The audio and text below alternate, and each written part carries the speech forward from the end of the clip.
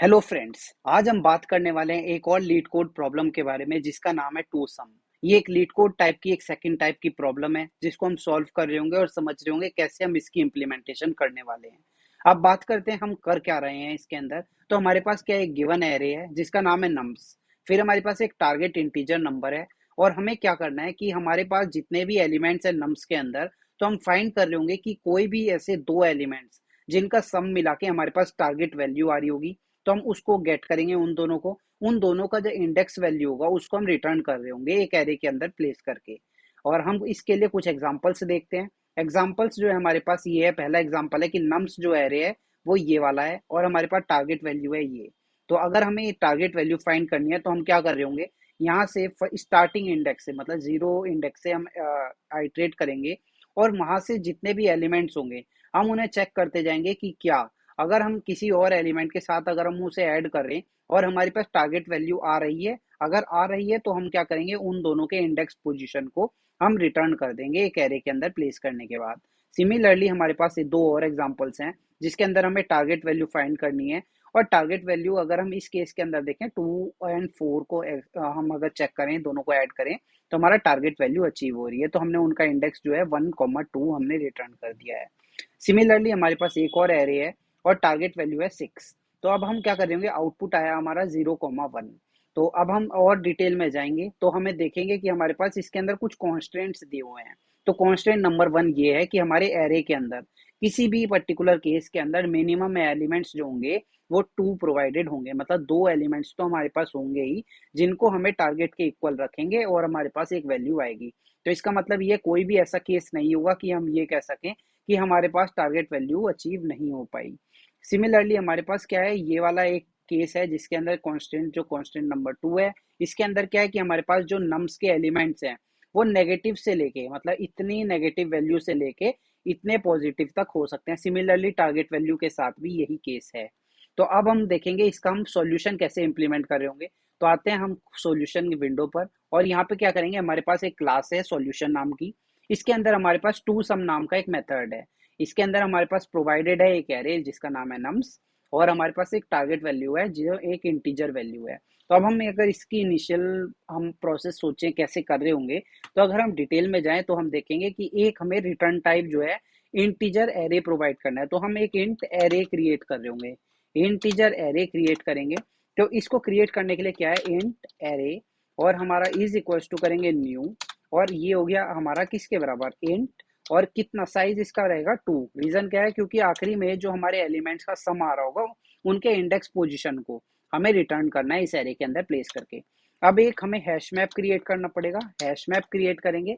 और hash map जो है उसका पर्पस ये है कि हम क्या कर रहे होंगे, इसके अंदर दो वैल्यूज जो हमारा की वैल्यू का जो पेयर होता है उसको हम किस तरीके से बनाएंगे, वो दो इंटीजर कॉमा इंटीजर वैल्यू बना रहे होंगे और जो रिप्रेजेंट कर रही होगी क्या, ये हमारा जो नंबर के अंदर जो एलिमेंट है कॉमा उसका इंडेक्स वैल्यू।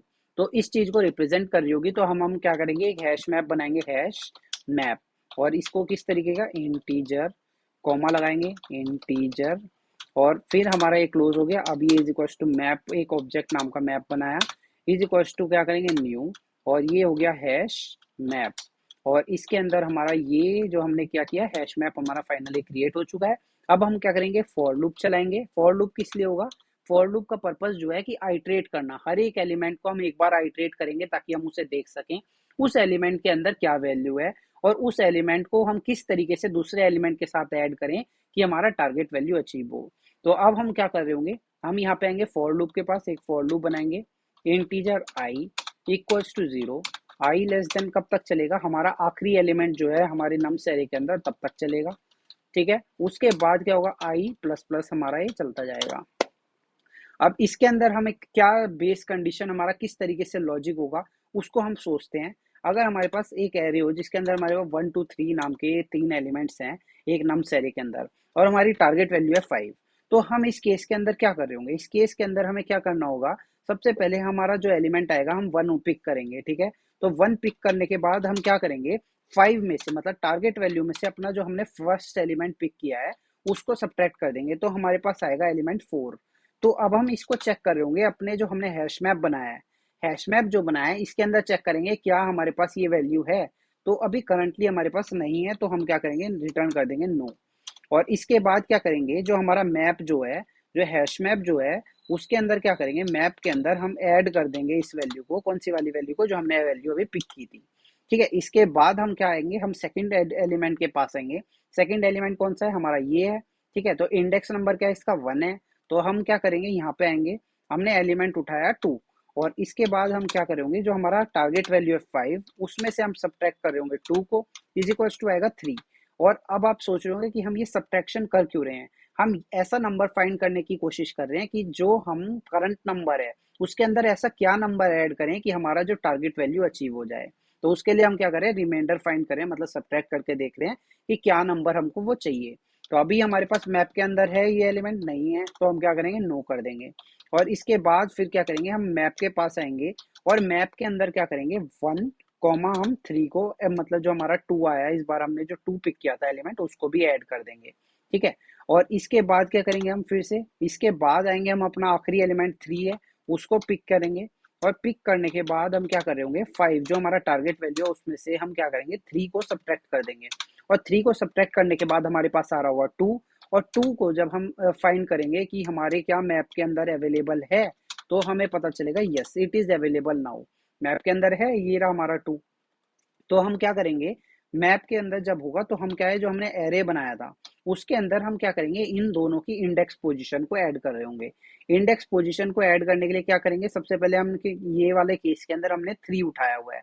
तो 3 क्या है, बेसिकली कुछ नहीं है बल्कि जो हमारा आइट्रेशन लूप चल रहा है, तो उस लूप की आई वैल्यू जो है वो होगी। तो हम क्या करेंगे, एरे की जो 0 इंडेक्स पे हम क्या करेंगे, आई की वैल्यू को प्लेस कर देंगे। सिमिलरली एरे जो हमारा 1 होगा, मतलब इंडेक्स पोजीशन 1 पे हम क्या करेंगे, इस पोजीशन पे हम प्लेस करेंगे 2 के इंडेक्स वैल्यू को। और 2 के इंडेक्स वैल्यू क्या है, 2 की इंडेक्स वैल्यू है 0 1, तो हमारा यहाँ पे आ जाएगा 1। ठीक है, तो और ये 1 इज इक्वल टू क्या होगा, 1 इज इक्वल टू होगा हमारा वैल्यू।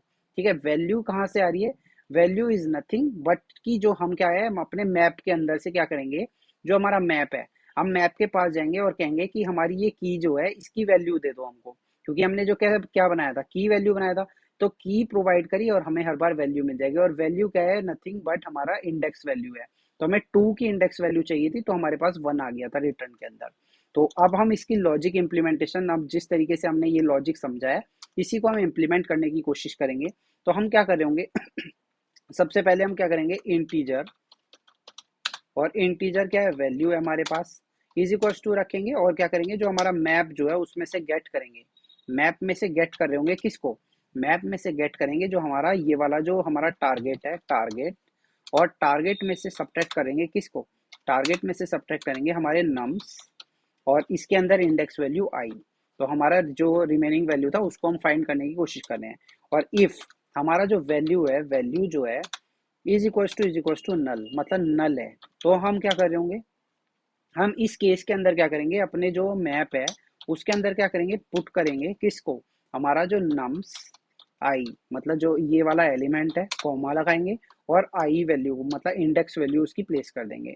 और इसके बाद क्या करेंगे, एल्स केस के अंदर एल्स, और एल्स केस के अंदर हम क्या करेंगे, जो हमारा एरे है, एरे जो है उसकी जो 0 इंडेक्स वैल्यू है उसके अंदर हम क्या कर रहे होंगे, अपना आई को प्लेस करेंगे, और फिर एरे जो है उसका जो 1 मतलब सेकंड एलिमेंट होगा इज इक्वल टू किसके बराबर होगा, वैल्यू के बराबर होगा, राइट। और इसके बाद हम आएंगे यहाँ पे, और यहाँ पे क्या कर रहे होंगे, हम रिटर्न कर रहे होंगे, रिटर्न एरे।